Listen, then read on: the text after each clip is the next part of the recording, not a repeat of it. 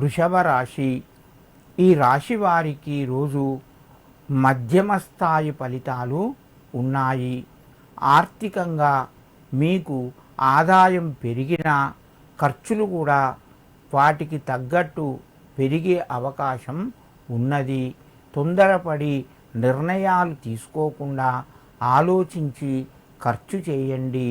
ఉద్యోగస్తులకు కొంత తోటివారితోని ఇబ్బంది గురి కావలసి వస్తుంది. విద్యార్థులకు ఈరోజు మానసిక ఒత్తిడి కొంత పెరుగుతూ ఉంటుంది.